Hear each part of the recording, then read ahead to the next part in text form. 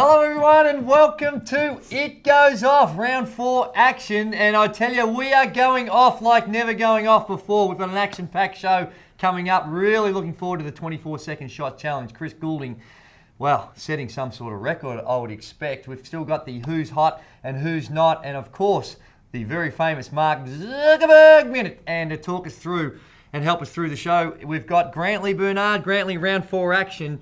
We saw some surprising results and the Adelaide 36ers getting their first win of the season. We sure did. The Sixers won for the first time and the Wildcats lost for the first time.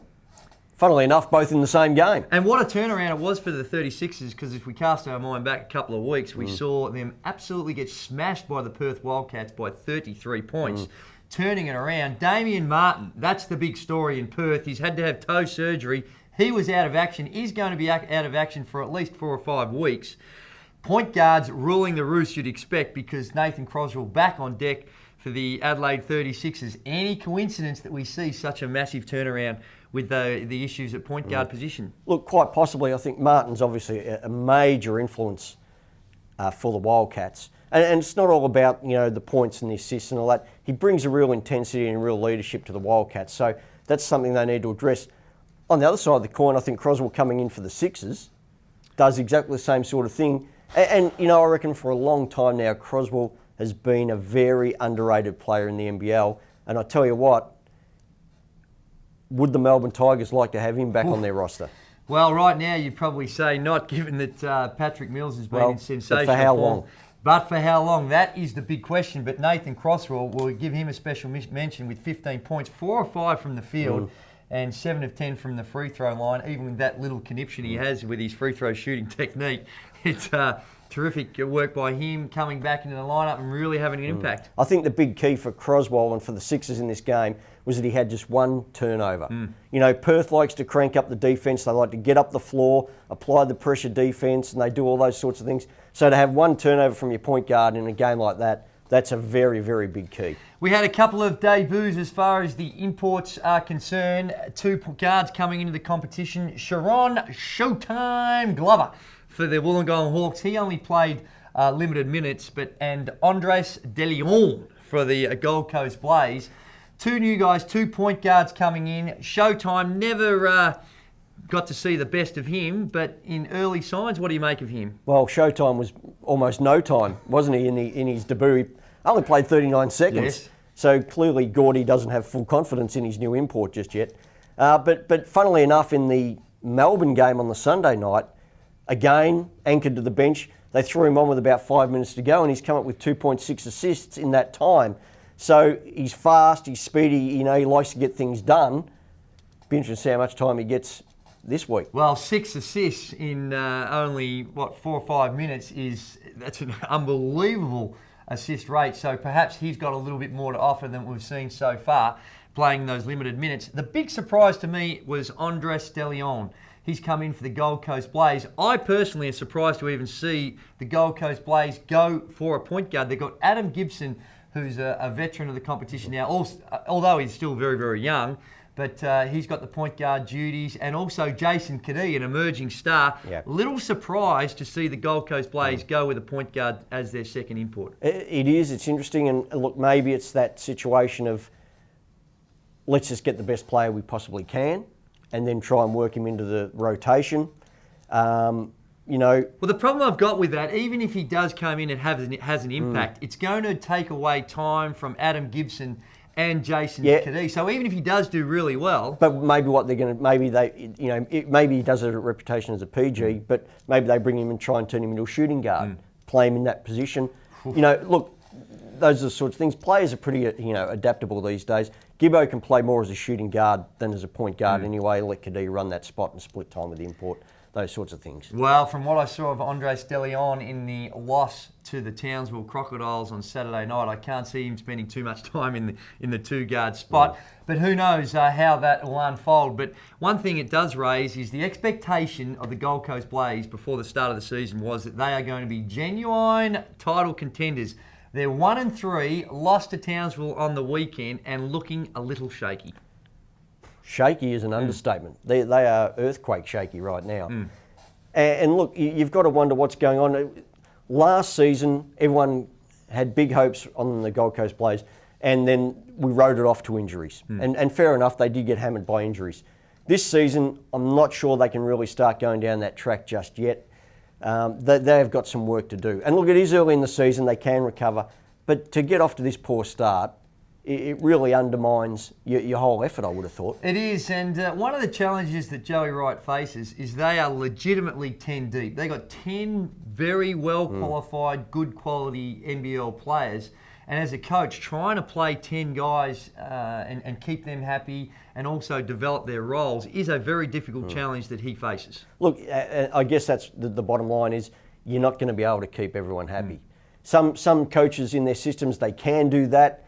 In others, very hard. Maybe they have to now develop a system that genuinely goes through 10 players, whether that means you play a lot more up-tempo defence so the players are tired or they have to come to the bench and you get more rotation that way. You know, they brought James Harvey back into the rotation this weekend after injury. He comes up and has 17 points straight off the bat. So good. He's making a contribution, but yeah, they've got to find a little more giddy up. They've got to solidify things a bit more, I think. Need to find their mojo. That's as simple as that. Not easy to do sometime, but Joey Wright's got the runs on the board, and any time you've got the talent that they have, things are looking good. Just before we get into who's hot or who's not, Paddy Mills. We've seen the NBA go on a roller coaster as far as the lockout and whether or not they'll come back. Last Friday, it looked like the lockout was going to be resolved, and there was a chance that the NBA were playing full 82-season game. And then over the weekend, problems with coming to terms between the Players Association and the league on how they distribute the income. The players want 52%. The league, they want to split it 50-50. But the impact that this is going to have on the Melbourne Tigers, because against the Wollongong Hawks, it was a Patrick Mills-inspired comeback that got them over the line. Yeah, look, the Tigers have known all along that, you know, one day he's not going to be here. So it's not going to come as a surprise when he leaves, and I think they'll be able to cover it. You would think so. Good times for the Melbourne Tigers right at the minute. They are certainly getting the wins, and a very good road win against the Wollongong Hawks. All right, it's now time for Hot and Not. And Grantley, this is where you step up to the plate, and there's been some very hot performances. None better than the Adelaide 36ers and the way they've turned around their season. Lost by 30-plus to the Perth Wildcats, and they've been able to bounce back in a very hostile environment in Perth. You've said it all.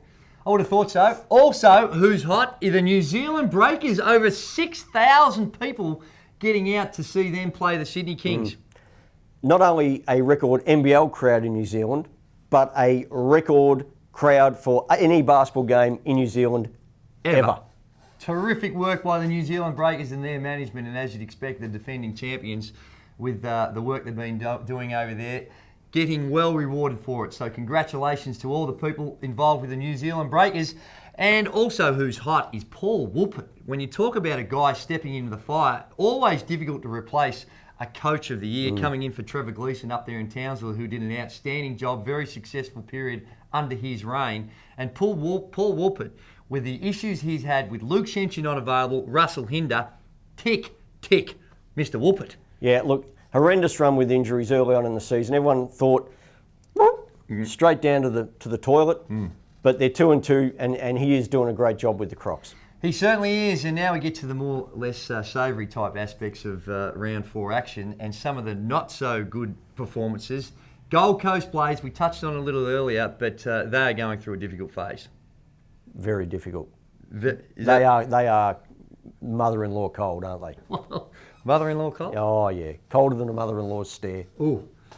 I've heard that phrase used in other ways, but we'll leave it at that. What about Andrew Warren, Cairns import? A lot of expectations on him as well, because we all know the Cairns Taipans, what a season they had last year, coming in, filling in the shoes of Ron Dorsey. Tough situation, but he had 3 points and 1 of 9 shooting against the Hawks. Not going to get the job done. You wouldn't have thought that that was real hot, would you? No, the Snakes are going to need good games from their imports week in, week out. They can't afford to have a night off. And we've put, might be a little question mark about this in the not hot, but Showron Glover really didn't play a lot, but not hot at the moment. 39 seconds against Cairns on Friday night just goes to prove that you can actually be cold in cans. Well, that's true, but he has shown enough with his assists in the dying stages against. Will you get off the fence? No. Get off the fence. Well, I'm getting off the fence and saying stand by, because I think there might be a little bit more to offer from Showron Glover in what he was able to do in limited minutes. 6 assists. This could be some sort of record that he set. So the segment's called Hot and Not hot and warm. Well, okay? I reckon that 6 assists in limited minutes, he could have a bet each way with him. One of the more popular segments of the program is the 24-second shot challenge.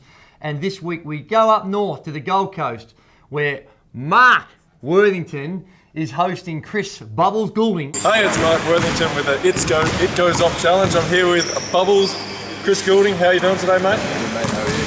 I see you've gone with your favourite player's haircut, Liz Cambridge, with the undercut circa 1995. How's it come along for you? I think I pulled it off a little bit better than Liz, but she'll probably say something different. Yeah, exactly. How you feeling today about the challenge, mate? Feeling good.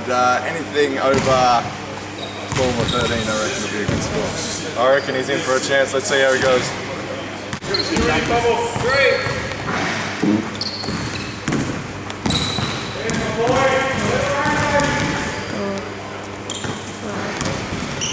6, 7, 8, 9, 10, 11, 12, 13, 14, 15. Bubbles with a very handy 15. I think that would be pretty hard to beat. How do you feel about it, mate? Pretty happy with it. I think I'm just one in there, so can't be too unhappy. He's a good shooter, ladies and gentlemen. Let's sign it off. Now, Goes. Oh! What a performance by Chris Goulding, Chris Bubbles Goulding, 15. Grantley, if my memory serves me correct, I think that is a current world record. It could be, in terms of a legal effort. I know it'll ever top Kirk Penny, but I think that's pretty good. Although Gary Wilkinson might have got 15 in 2 goes. That's right. As a legitimate performance, Chris Goulding, that is going to be hard to beat. Congratulations and well done, Mark Worthington.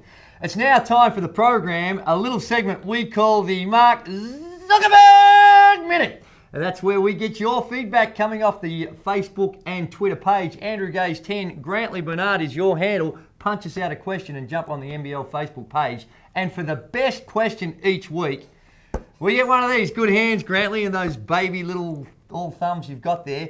A sporting game ball on offer to the very best question that we have each week on the program. And we started off this week coming off the Twitter. And there was 2 questions very similar. John Foley and Anthony Waddle, they asked the question about the Wildcats and the impact Damian Martin and the loss of him is going to have on them. And can they need a floor leader over this 6 to 8 week period, which he may be out.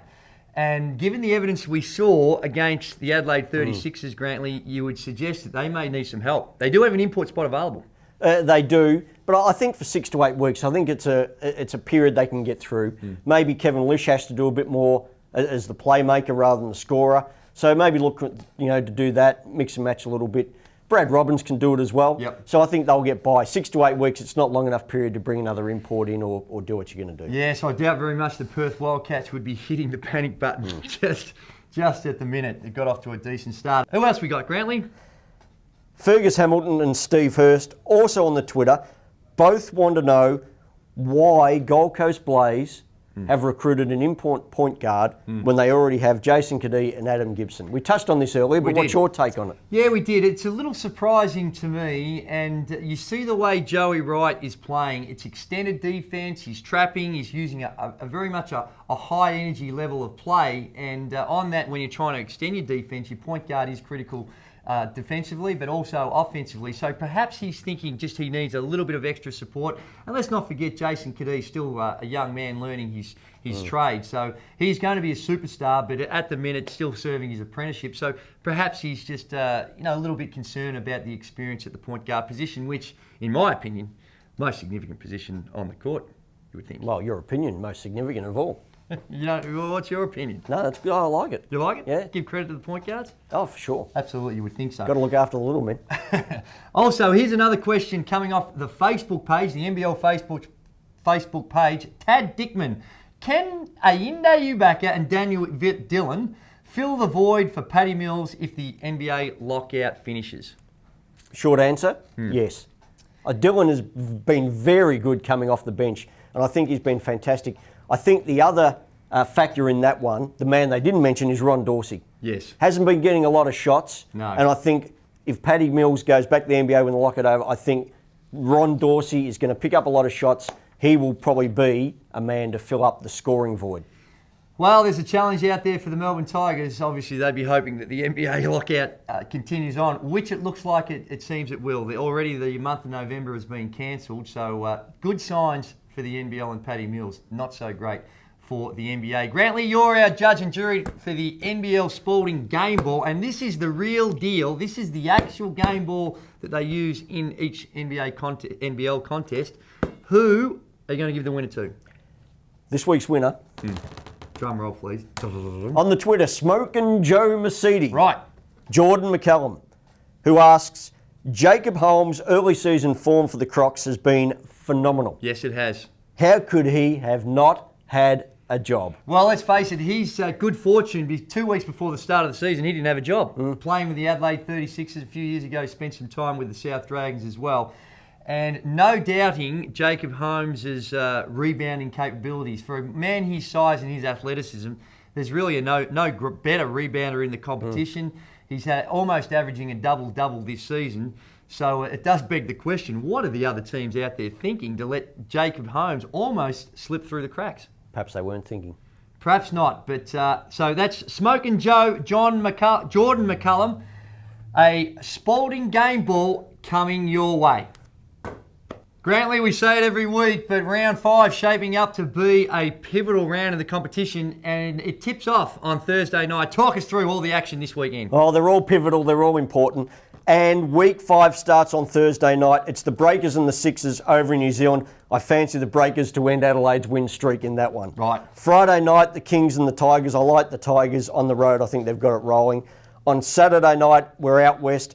The Wildcats, they will get over their little hump, and I think they'll take care of the Hawks. On Sunday, the Tigers turn around, come back to the cage to play the Taipans, and I really can't see the Tigers losing that one.